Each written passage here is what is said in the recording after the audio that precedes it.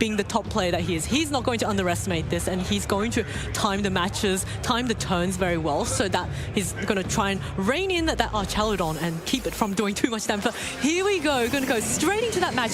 Kyogre Incineroar straight up against the Calyrex and the Raging Bolt. Yeah, it's a really nice lead here from Marco. Expecting maybe the Kyogre to come out from Giovanni. It is going to get the rain up onto the field, but there will be that immediate pressure that the Raging Bolt will be able to put onto the Kyogre, although there is a supporting member next to the Kyogre of that Incineroar. So for at least one turn, the Incineroar is going to be able to get that fake out onto the Raging Bolt, prevent it from getting any big attacks off onto the Kyogre, maybe give it the opportunity to fire off one of those water spouts. The Calyrex not in the greatest position either, has taken an Intimidate, but because of that clear amulet, has blocked that, so it doesn't get that stat drop like you would normally see in this situation, and is in a position where it could potentially terrestrialize, take that water spout a bit better, and then also fire back a big threatening attack, or maybe even set up a Trick Room. Oh yes, the Calyrex is in a really good position. It's not, I think it's not, if it goes for that Terra Water, it won't be terribly threatened by the Kyogre, but also the Kyogre also isn't terribly threatened by any ice moves from this Calyrex. So we're going to see a Terra coming off straight off the bat. It is going to be that Ice Rider, just wanting to have some extra resistances against an inevitable water spout that's coming its way. Yeah, and that's a really smart play from Marco, expecting a big Origin Pulse or water spout to come out. We are going to see the fake out from the Incineroar into the Raging Bolt, as we are seeing the water spout fired onto the side of the field, but Raging Bolt and that terrestrialized Calyrex take that very comfortably. Yeah, Calyrex now going for what looks like the high horsepower, so giving the Kyogre a nice kick and making sure that its water spouts are not going to be dealing any full power damage anymore. And now this Kyogre, I think, will be forced to rely more on either its Origin Pulse or its Ice Beam. But Calyrex now being the Terra Water type is in a really good position to maybe set up a Trick Room if it wants to. Of course, I think, you know, maybe Marco doesn't want to set up immediately just because the Incineroar is a little slower than the Raging Bolt, and he doesn't maybe want to give that an advantage. But Raging Bolt now also, it just got flinched, but it took that water spout so well, and it is in a position to maybe go for a Thunderclap and, you know, stop the Kyogre from doing damage. But the Ice Beam coming off, super effective and not enough to knock it out. Returned with an Electro Web onto Giovanni's side of the field. It will lower the speed of the Kyogre and the Incineroar by one stage, doing some very big damage to the Kyogre in the process, and followed up by a high horsepower from the Calyrex, but not enough to pick up the Incineroar as it hangs on, fires back with a huge Will-O-Wisp into that Calyrex and really slowing it down, cutting that attack in half. Oh, that was a really big Will-O-Wisp, but then such a clutch survival. I wonder if it's something that Giovanni especially trained his Incineroar to do, but now that Calyrex is heavily crippled by that Will-O-Wisp, it will be, all of its attacks will be doing half the power. Of course, judging by how chipped the Kyogre and the Incineroar are, I think, you know, they don't have much time left on the field. So maybe Giovanni might want to switch out his Incineroar to preserve that Intimidate. Yeah, that's something to consider as well. The Kyogre in a really precarious position here where a Thunderclap will pick up the knockout, but Giovanni still has access to his Terrestrialization. If you look at the Kyogre, it can Terrestrialize into the Grass type,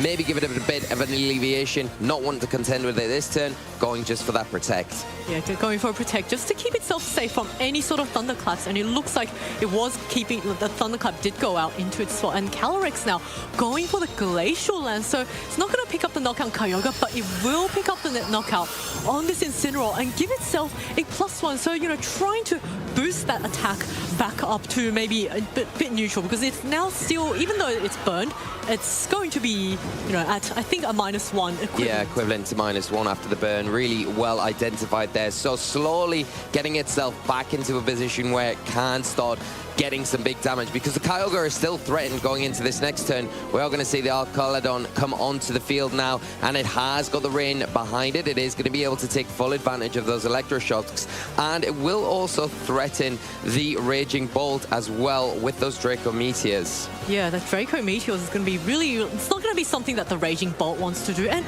Archaludon, I think right now, because the Calyrex is burned, even though it's at +1, the high horsepower is not going to knock out the Archaludon, and if the Calyrex does go for that, it risks giving the Archaludon a +1 in defense and making its body presses even more threatening. So this is something that maybe Giovanni has timed, so he's just wanting that free switch in to his Archaludon. Yeah, it's really good call there, but we are seeing the Kyogre just retreat to the back for the moment. For Giovanni, wanting to reposition the board, maybe support that Archaludon even further in the battle as Amoonguss comes out, and we are going to see that Electro Shock taking place from the Archaludon, and which target will be into? You've got to imagine it will be into that Calyrex. Here it is, the Terra Water type now going to take super effective damage after the +1, picking up a clean knockout. Oh, now that the threat of Calyrex has been removed from the field, and also Marco's Terra option is gone. Giovanni can play around. He has a lot more flexibility now, and of course the one looks like a Volt Switch, or is that a Thunderbolt? Oh, it's like a Volt Switch. Yeah. Yes. Coming up to the Amoonguss, sponging up that hit very, very nicely, but allowing Marco to have 2 free switches into his Pokemon in the back. Yeah, and both of these Pokemon, the Goldingo there and the Urshifu, both options now that the Calyrex has gone down, and Marco has burnt that Terrestrialization, so doesn't have access to that option anymore. The Archaludon, though, in a position now where it is going to be supported pretty well by that Amoonguss. It has got the Rage Power and does threaten to spawn to everything other than that Goldingo with the Good as Gold ability. So it is going to be something that Marco has to prioritize taking down as quick as possible before maybe another Electro Shot comes out, maybe a Body Press comes out. You've got to be very, very committed in your convictions targeting that Pokemon when you've got the opportunity to. Yeah, indeed, and there is that Urshifu in the back, but it looks like Marco is going to want to send the Raging Bolt in first. Maybe just wanting to keep that Urshifu nice and safe from maybe any potential spores that's coming in.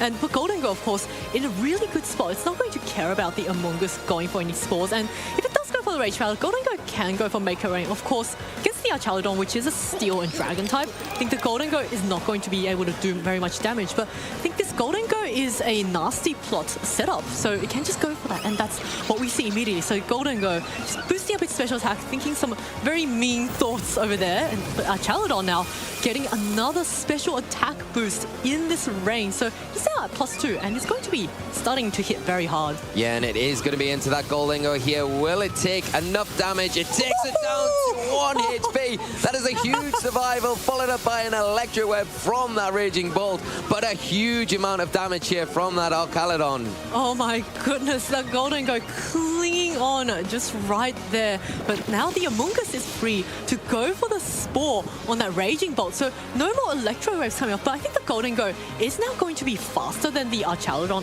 after the Electro Web. Of course, I don't think it can, if the Amoonguss chooses to go for the Rage Powder, it won't be able to go for the Shadow Ball onto the Archaludon to knock it out. No, it will not, and I think that's the big problem. You've got to try and remove the Amoonguss as soon as possible, not only for this, but for when the Urshifu comes in, because it is sashed. We are seeing, as a consequence of that, giving the Raging Bolt the opportunity to try and wake up this turn, the Protect coming out from the Goldingo, but because it has to have a guaranteed sleep turn here, we are seeing it stay asleep for this turn, as we are going to see an attack into the Goldingo just blocked from the Archaludon. And Amoonguss now once more going into the Spore. I believe it looks like maybe going for that for the Raging Bolt slot, maybe predicting some sort of switch out from there into the back Pokemon, which Marco has not revealed yet. So Giovanni has no idea what it is on the back for Marco's team.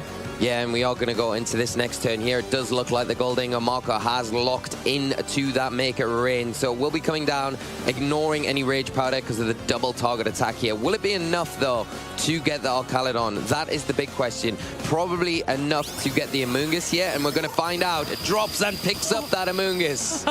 It's unfortunately not enough for the Archaludon, but has removed that Amoonguss from the field, which is going to be really, really helpful. But of course, that does give the Archaludon another the stamina boost. So I think this Archaludon is now at +4 from memory. It's either +3 or +4, but Draco Meteor coming out, and it's going to be a knockout for this Raging Bolt. So Marco has managed to remove that really threatening Archaludon on the field, and leaving just the Kyogre left now. Yeah, huge turn here for Marco when it looked really bleak for him at certain positions where the Goldingo came in. It was able to get set up. The Raging Bolt woke up at the right time, getting that huge Draco Meteor off to clean up that Archaludon, leaving the Kyogre now on very low health. Probably going to be at speed, both of these, but then you have to worry about that Thunderclap priority. Going to be able to remove the Kyogre very easily in this first game. Yeah, the Kyogre is pinned, and now it looks like Giovanni is just going to go for a Terra on the Kyogre, possibly maybe just buying himself some time, because I think this Kyogre is very heavily chipped. The grass typing is going to help it resist any electric types coming off. Of course, we know that there's an Urshifu in the back of the Raging Ball. Hangs on from that Origin Pulse. It's going to fire back with it. Looks like, oh, that's a Volt Switch. So, dealing very, very minimal damage. But of course, we all know that there's an Urshifu in the back for Marco. Maybe not something Giovanni knows, but at this stage, this is a Focus Sash Urshifu.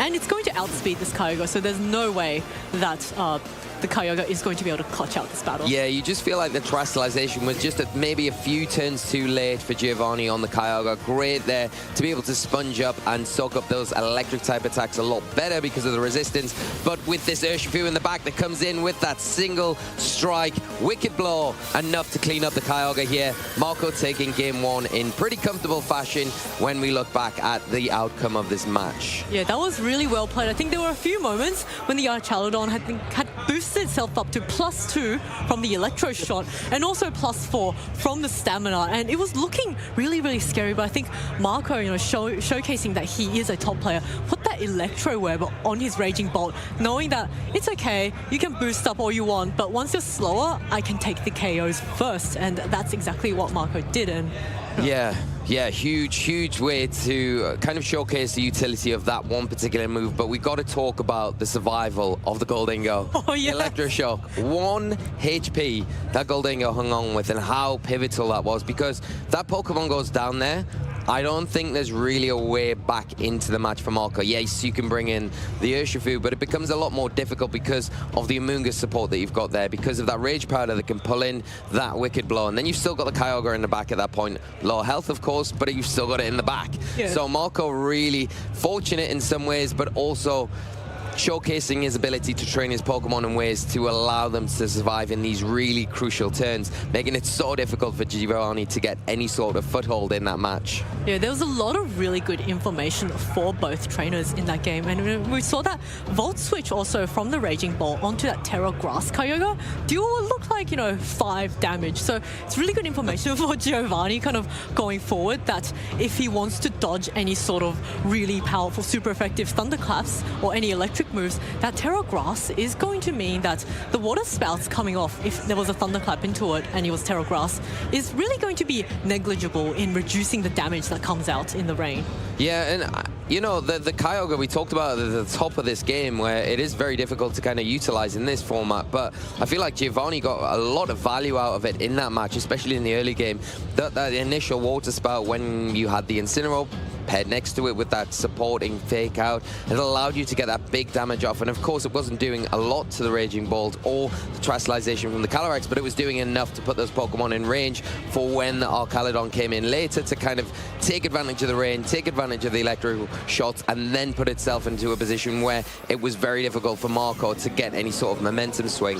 And here we go. We're going to go straight into game 2. Bit of a switch up there. Incineroar and Archaludon versus the Amoonguss and Raging Bolt. So, I think both players maybe wanting to switch up a little just to keep their opponents on their toes, make sure that they haven't settled into too much of a rhythm there. We can see a little glimpse of that Calyrex Ice in the back for Marco. So he's still got his restricted, just hiding back, maybe wanting to take some chip damage before finishing up with that really strong Glacial Lance. Yeah, now that you're Archaludon in a position where it does have to be a little bit wary about the Amoonguss on the opposite side of the field, because it will be susceptible to the Spores, but a huge Draco Meteor turn 1 into the Raging Bolt, able to hang on though and fire back with a Draco Meteor into the Incineroar. Nothing getting knocked out from these Dracos dropping, but we are going to see the Amoonguss left in a position after the side Will-O-Wisp to prevent the Archaludon from getting put to sleep.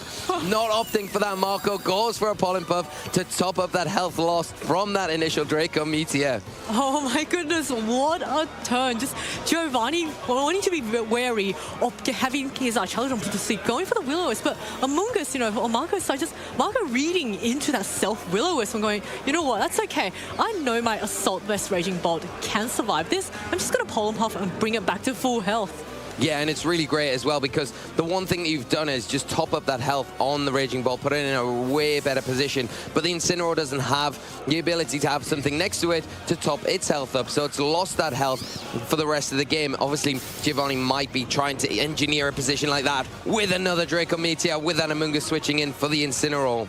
And now it looks like another Draco Meteor. Both these dragons are just going to slowly whittle their own special attack down to -2. But we see quite a bit of a parallel here. An Amoonguss on the field, next partner next to a dragon type. Maybe Giovanni saying, oh, you know what? I think that's a great idea. I'm going to put my Amoonguss on the field, heal up my own Archaludon, and guess what? You don't have Self-Will-O-Wisp available right now, so I could spore the Raging Bolt. Yeah, and that's a big thing. I think you don't really have a way now to get around that spore threat that you've got from the Amoonguss on Giovanni's side of the field. So really nice play, adjusting that, getting rid of those special attack drops on the Archaludon, bringing the Incineroar onto the field now. Will provide a bit of fake out support going into this next turn. And Marco doing the same with the Amoonguss, wanting to readjust. And now it's time to bring the Ice Rider Calyrex onto the field. Perfect, because it has avoided any sort of Intimidate drops, even though it is holding that clear amulet. Oh, this Calyrex has charged straight into battle, and the Raging Bolt is going to keep itself nice and safe by Volt switching out. And I think we might be seeing the Urshifu coming straight back in. So Marco opting to, just allow one of his Pokemon to get possibly put to sleep. But actually, Giovanni opting this turn to heal up his Incineroar, just making sure that it's nice and healthy and he can keep cycling in the Intimidates. Yeah, it's a really nice play there. Not opting for the Spore would have been a really good play to go for the Raging Bolt, shut it down, but it's kind of obvious that it was going to switch out at that point to get rid of those special attack drops. You could have caught the Urshifu, but it's probably better if you are Giovanni to kind of keep the Incineroar around for longer. We are seeing that side Pollen Puff as well to get that health topped up. Now you have got the active Fake Out this turn, so you can utilize it and allow yourself to get something onto the field. It's going to be a bit more offensively pressuring onto Marco's side of the field next. Exactly what we see with the Kyogre hitting the field is going to activate that Drizzle ability and get the rain set up. Oh, it's going to be Incineroar now going for a fake out on the Urshifu, breaking its focus sash and making sure that it can be taken out in the next turn if there was a potential. But Glacial Land's taken really, really well by both the Kyogre and Incineroar. Of course, both are resisting it, but Calyrex is a Pokemon that also isn't too threatened by the Kyogre if it goes for the Terror. So, a lot of options for both players here. Yeah, I think the Glacial Lance in that position really nice because you have the ability there just to weaken that Water Spout slightly. So it's not as powerful this next turn, maybe not forcing you to go for that Terrestrialization and then go down a different route, maybe with the Urshifu that puts on a lot of pressure onto that Kyogre, naturally going to outspeed it, and you have the offensive tools to pressure the Incineroar as well. And we're going to see a Terrestrialization coming off on this Urshifu, Terra Dark, so indicating this Urshifu is going to want to attack this turn, and these attacks coming off from a Terra Dark Urshifu is going to really, really hurt. And we see that Wicked Blow animation coming off onto the Kyogre. How much damage it will do? It's going to straight up knock out the Kyogre, preventing it from going for any Water Spouts or Origin Pulses. That is a huge critical hit onto the Kyogre. Obviously, Wicked Blow guaranteed to land the crit, but it is enough to pick up the Kyogre and render it useless, followed up by a huge high horsepower. The Incineroar on Giovanni's side going for that knockoff to remove that clear amulet. Doesn't matter though, the ability activating it is going to get an attack boost, and these two Pokemon on Marco's side of the field feel like they are in pole position to close this round up and clinch it for Marco. Oh, Marco is in a really, really strong position right now.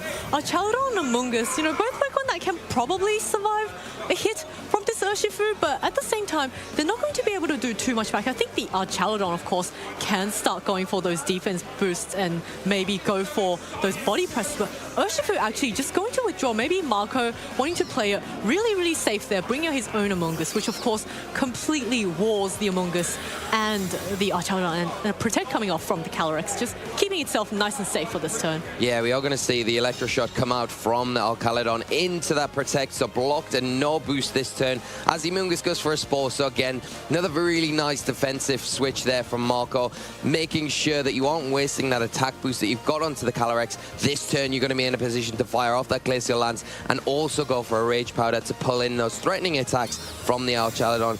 on Giovanni's side of the field.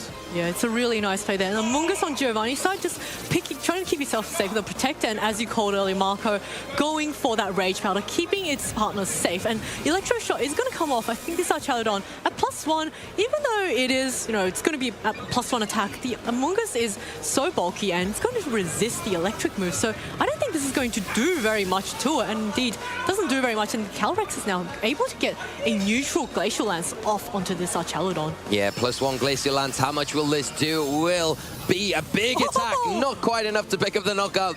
Archaludon just hanging on, but looking bleak with that burn. Is it enough? It is. Unfortunately, the side burn from earlier on to protect against those spores comes back to bite Giovanni as it goes down, and it's Amoonguss versus 4 Pokemon on Marco's side of the field. Yeah, wow, what a well-played match. Just Marco, timing a lot of his switches really, really well. And of course, Giovanni recognizing the poor little Amoonguss is a really good Pokemon, but on its own, it can't pick up the KOs. It really needs, it's really there to support its teammates. But really well done to both players. And Calyrex Ice Rider showing itself exactly why it's one of those top Pokemon and is, I believe, the most popular restricted currently on day 1 of this weekend.